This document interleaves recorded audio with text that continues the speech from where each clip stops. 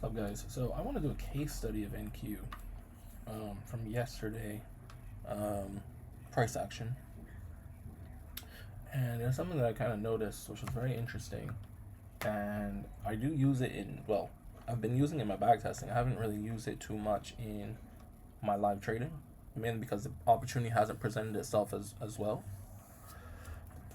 in recent weeks. But there's something here that I wanna look at, right? And I want to look from 9:30 onwards. Well, 9:30 to 11 o'clock.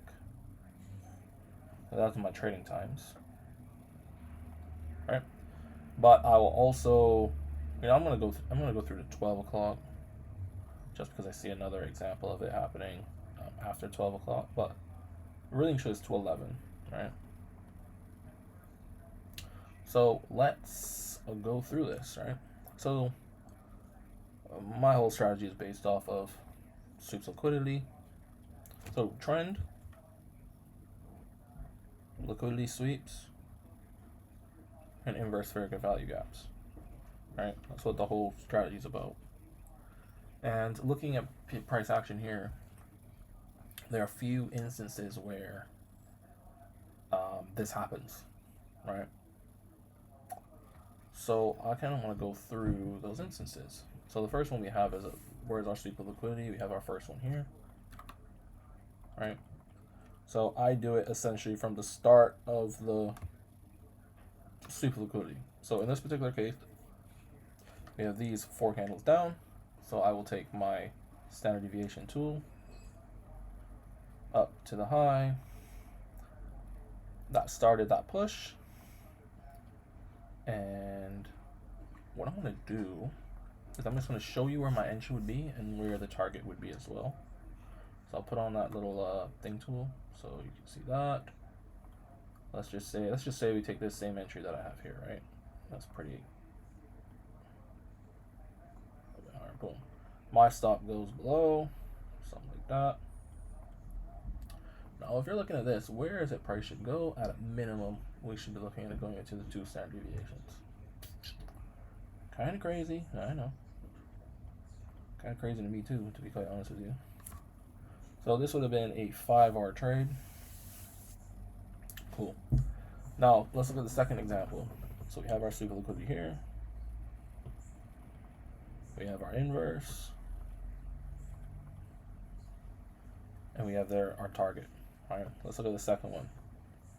Clearly going up, going up, going up. We have this sweep of liquidity here. Minor liquidity, but liquidity nonetheless. Sweep liquidity here, sweep. So I want to check something real quick, because I don't know. I don't think. Oh, taps right into the 50%, which is fair game. All right. Then we have our second fair value gap. Entry would be on this candle here. Well, actually, no, shoot. This is actually technically the fair value gap because it's 2 fair value gaps together. So that's the fair value gap there. Entry would technically be this. Stop would be below. Now, where are we looking to target? Standard deviation. So here to this. Oh, we can even go to this. That's fine. Let's go. Personally, I actually think this one's better because that's the actual move down. Alright, so boom. We have that as well. And as you can see, 3.6R, and we come all the way up into it. Now, this is how in backtesting, I was finding targets at all-time highs. Just use a 2 standard deviation of the manipulation leg. Alright. So as you can see, we pretty much go straight there. Let's look at this third one, which comes up to 12 o'clock. Right, I wouldn't take an entry after 12 o'clock. So what do we have? We have equal highs here. Actually, no, we have a sweep of liquidity, right? So this low should hold in theory. Or there's liquidity below this low because we're taking out previous highs. So you have a very clear sweep of liquidity here, right? Pretty clear. Sweep, sweep, sweep, sweep, sweep, sweep, sweep. Alright. So you have a sweep of liquidity here. Alright. So we have our manipulation leg. Low to high. I just go to the high of this one. So where is our entry? We have two FEGs back to back, so we have to respect both of them. Pull it across where we're at. We get our entry here. Long. We get our stop below the low or below the candle. That pushes through. Usually I do 3 ticks below, so something like that. And then you can look to see 2 standard deviations. Right? 3.8 R. So we have a situation where in terms of all-time highs, we have 1, 2, 3 trades, all within different hours. So we have this one in the 9 o'clock hour, we have this at 10 o'clock hour, and we have this at technically the 12 o'clock hour was the entry, but it really happened in the 11 o'clock hour. So I'm just doing that to kind of show how it is price kind of does its thing at these all-time highs. Because in my opinion, it is important to understand where price wants to go, as well as how price kind of wants to move when it's doing it, right? And you can see these are pretty much straight shots to the target, except this first one where we pull back, make another one, and then we shoot up.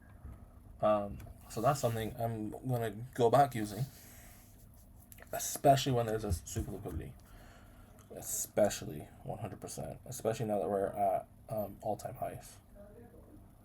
So yeah, that's essentially like the trade recap of what I've kind of noticed.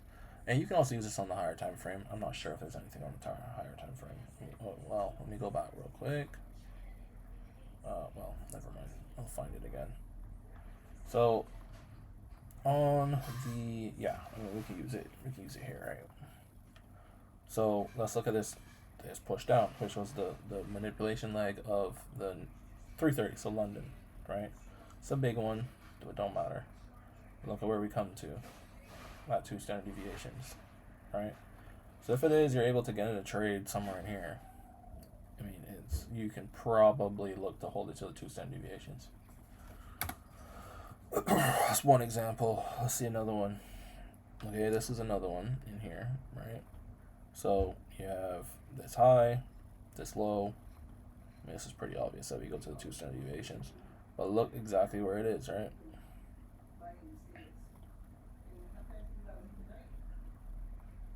Looks like we're a little bit short on this top, but we definitely come back to it. Is there anything else? Yeah, so you have another one here. Alright. Let's push down. We can go to this target of the 2 standard deviations, and you can see we come up right here. Alright. Boom. So those are the things that I'm gonna be looking at coming back. This is something that I kind of came up with in terms of targets. Especially at all-time highs. I mean, you could take it. The next thing I did was taking it to the 4 standard deviations, but that's much lower probability of going to 4 standards.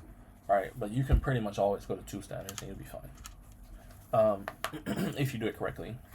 So yeah, that's pretty much the case study for for NQ.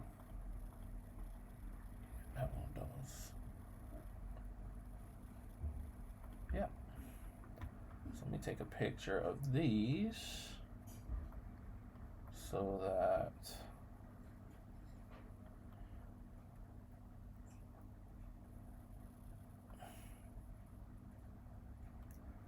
we can all be, too far. There we go.